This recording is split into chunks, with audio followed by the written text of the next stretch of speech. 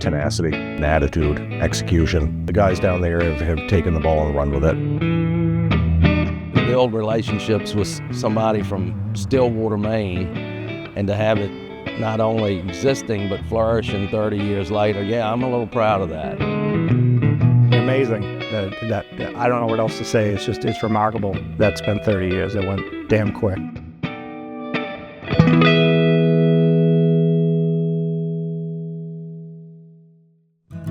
1994, we went down and did some landfill work for BFI. Steve Perry was the chief estimator at the time, and I got down, visited the job, and looked at it. It seemed to be an attractive job, and we priced it. And we got to call it, we were a little bitter. That was holy moment. And then from there, we went down to Richmond, Virginia to do landfill cells. And then from there to Brunswick, Virginia for more landfill cells. So really that original project brought us to Baltimore, and then we saw so much opportunity for work that we continued to stay. Those guys knocked it out of the park in 95, and we looked around, and you liked doing landfills, loved doing landfills. There was a lot of landfill work. I'll never forget it. I flew into Roanoke, and it was with the western part of Virginia, and it was March. I think I left there was snow, cold, it was terrible. And I flew into Roanoke, and everything was flush, green, just beautiful. And I just couldn't believe it. I was like, wow, this is just really impressive. What I recall, I was friends with Tim Folster and Pat Dubé back in those days, and they had gone down, and it sounded like kind of pioneering. In fact, that's what it was, pioneering into a totally new geographic region for a company that had been in Maine for 70 plus years. And they came to me a couple months later and they said they were going to open up an office, and I threw my name in the hat. And obviously I talked to my wife, and she was like, hell yeah, let's go. And I'll never forget this, because it was one day I told Tim, I said, I'm sorry to be leaving you. I said, I'm going to be going to Virginia. He goes, you aren't leaving me, I'm going too, he says. Basically all landfills to start, and we 300,000 yards, we did one job of $1.6 million.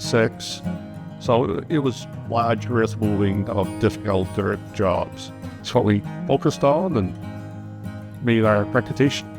And then it kind of evolved from there, picking up projects, bidding projects, project managing projects, and evolving into getting established in the area as a contractor. When they first expanded outside of Maine, I'm sure it was a big risk for them. They were going into an unknown area outside of Baltimore. There's a vast difference between downtown Baltimore and Little Maine. We were probably day-to-day down there. It wasn't a big long-term, not like today, where we envision a year, 2, 5, 10 years down the road.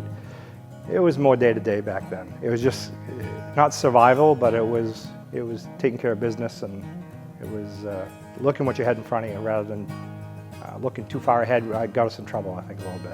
I do think that people were concerned that you were taking work away from them, because it's a new competitor that comes into the market. It's not what you want to see. Obviously, when we first went down in '96, we were newcomers. We were Yankees, okay? And I just remember sitting in many meetings where I would talk, and my accent, my Maine Boston accent, whatever you want to call it, would come out, and I'd get some looks. But I think once they saw what we could do for work, and we did what we said we were going to do and got it done right and safe, and I think we earned the reputation and the respect at that point. But it took some time to get in with some of these people. When they first got the Old Dominion landfill job, I was fortunate enough to do quite a bit of business with them there. But Mitchell, he was the cat salesman, and he really took us under his wing. He helped us out. Tim Folster was running the region then. My relationship with him is like my relationship with Sargent. Once it got off the ground, it just kept on going. He actually, when we bought some haul trucks up here, he worked on our behalf with Milton Cat to get us a good deal on those trucks. Tim realizes that you've got to have some people helping you.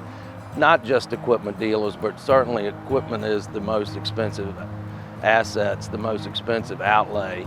day in, day out, month in, month out, year in, year out. And he knew how to develop that relationship and get that little cherry on the sundae.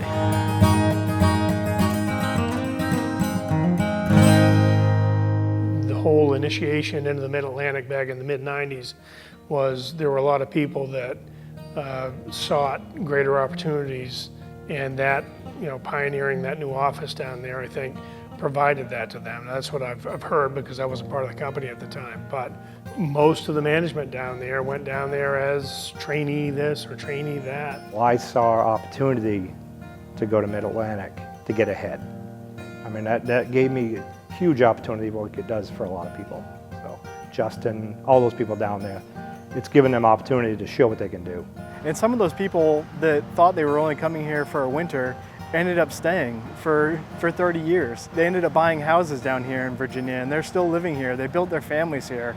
Brian Smart was one. I mean, there's a bunch of guys that came down. Tim Cole, Dave Walker. There's a pile of guys that came down from Maine. It was kind of an opportunity for some people, and they were kind of trying to build up. So a younger guy who wanted to climb the ladder a little quicker had the opportunity to go down there, and what might have taken you a while to be an excavator operator, a bulldozer, or a foreman, it was almost a quicker way to reach a higher career.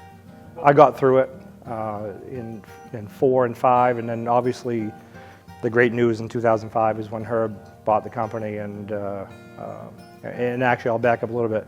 So at the end of 4, or the beginning of 2005, I was asked to come back to Maine. So I came back to Maine. My kids were in college at that point, so it was a good time. So I came back and actually came to run the estimating department at that time.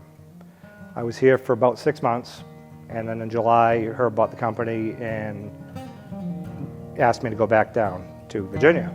I think he said 2 years at the time. I think it was 2 years. That's usually what they tell you, right? It's construction. Yeah, just 2 years. It ended up being 5.